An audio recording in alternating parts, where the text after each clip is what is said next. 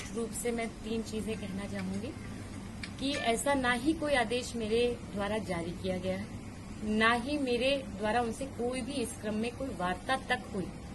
परंतु उनके द्वारा ये मनमाने तरीके से, यदि आप लेटर को देखें, ना ही उस लेटर की प्रतिलिपि, यदि वो मेरे आदेश के क्रम में होता तो प्रतिलिपि कहीं जाती, वो एक इंटरनल वो अपने ऑफिस में जारी करते हैं। डाक रजिस्टर उनका मंगा करके देखा गया, 544 डाक संख्या से वो जारी करते हैं, 545 डाक संख्या से वो उसको निरस्त करते हैं, यानी अगले ही डाक संख्या से वो उसको निरस्त कर देते हैं, जो स्पष्ट परिलक्षित करता है कि वो किस षड्यंत्र को या किस तरह से उन्होंने जिसको कहते हैं अनुशासनहीनता की पराकाष्ठा करते हुए दूषित मानसिकता से इस प्रकार का उनके द्वारा पत्र और कृत जारी करते हुए इस तरह के कृत किया गया है। क्योंकि यह पत्र मैं आपको बता दूं मेरे संज्ञान में भी ट्विटर ही के माध्यम से आया, ये मेरे पास कहीं पर भी कोई संज्ञानित नहीं था। मैं पुनः स्पष्ट करूंगी कि मेरा कार्यकाल यहाँ 1.5 वर्ष का रहा है। ये बहुत ही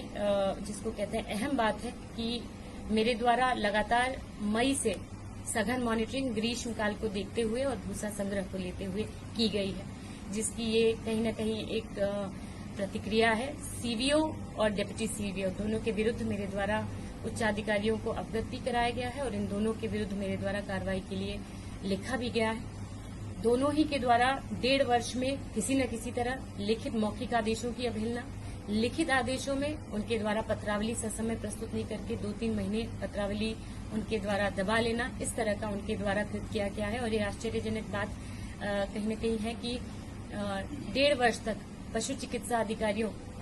के कई पशु चिकित्सा अधिकारी हमारे अच्छा भी काम कर रहे हैं, परंतु इनके द्वारा जिस प्रकार का एक लीडरशिप रोल लेकर के आगे आने का जो काम करना था सीवीओ और डिप्टी सीवीओ द्वारा नहीं किया जा रहा है। इस तरह के कार्य में उदासीनता